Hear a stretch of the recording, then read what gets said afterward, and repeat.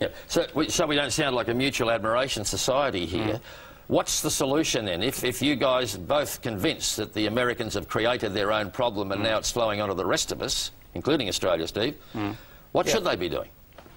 Well, I think the solution, the world needs to recognize that America is not the engine of the global economy. We're the caboose. Anybody can consume. Little children can consume. The key is to produce. The key is to save, not to borrow. And if America stops consuming and stops borrowing, that's not going to hurt the global economy. That's going to help the global economy. The rest of the world has been living beneath their means so that we can live beyond ours. So I think for the world, the solution is to write off the U.S. I wish Peter were right that the rest of the world had its act in order. The rest of the OECD doesn't. It isn't just America that's been borrowing more money than it's been earning. The whole of the OECD, bar one country, which is France, has been having an increasing ratio of its debt to GDP for the last 30 years. So we're all in the borrowing game. We've all made the mistake of confusing money generated by real production with money you can borrow from a bank. And that's kept on going for so long that it's reached the point now where that game is over. If you like, it's the old greater fool philosophy. You make money if you can find a greater fool who borrows more money than you did to buy the same asset off you, and you get away rich and they end up with even more debt. But what do we do, Peter? If you were running either the Fed in America or the Treasury, if you had all the power that comes with the stroke of a pen or hitting a computer key, what would you do right now to make sure this situation didn't get a lot worse before it gets better?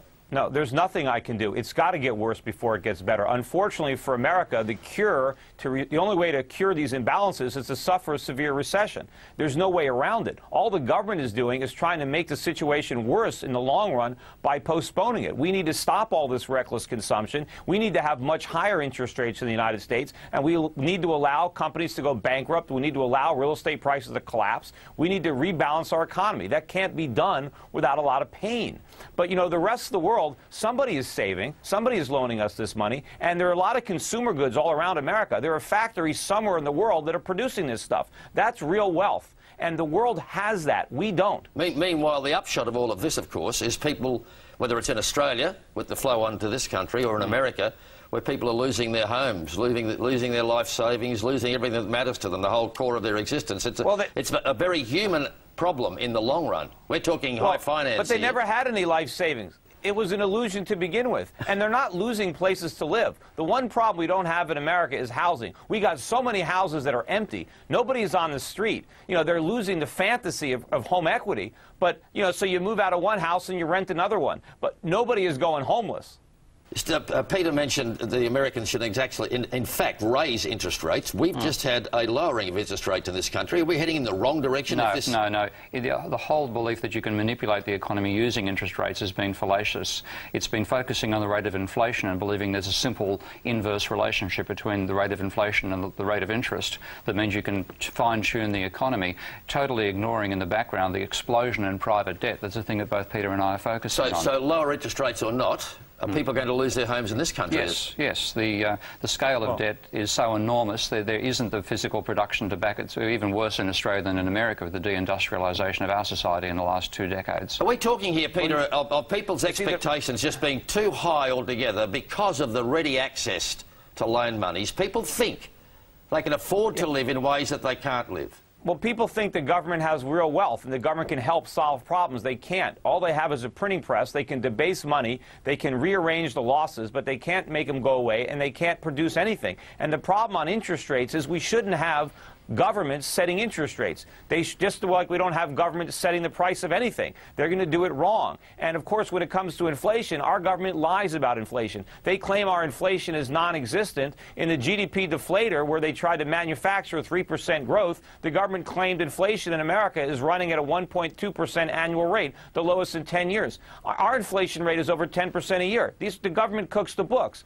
If the free market set interest rates, they would be much higher, because nobody would loan money for below the rate of inflation. Yeah, well, at least in this country we can say that the government are not lying about inflation.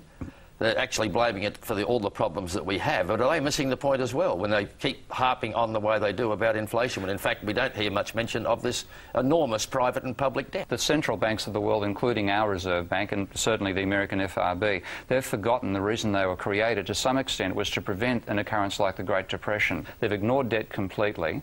and in the meantime focused on inflation, debt has gone through the roof. We've got back to twice as much debt as we had before the Great Depression began. And inflation, which is low, they're trying to drive it lower. That's the second half of the recipe for a debt deflation. We're running out of time, unfortunately, gentlemen. But Peter, if I can put this to you in conclusion, would you like to be either John McCain or Barack Obama inheriting this situation as President of the United States of America in a few months' time? Well, look, I would like to have the job, but neither one of them is up to it. They're going to walk into a landmine, and then they're going to step on every one. It's going to be a complete disaster, whoever's president. And our country is in serious, serious trouble. Other countries have smaller problems, but nothing like the United States. It is a real mess, and all I can say is anybody who's watching this in Australia, if you've got any money invested in any U.S. dollar-denominated equities or debt, just sell the first chance you get. Peter, thanks very much for talking to us. I know we could go on all day or all night, depending on what part of the world you're in. But thank you very much for talking with us. Sure thing. And Professor Steve Heen, thanks to you. Thank you, George. Don't reach for the rusty razor blade. Clearly, if you believe those two guys, the so-called free market can be extremely expensive. Coming up, climate change threatens the bread bowl of Egypt.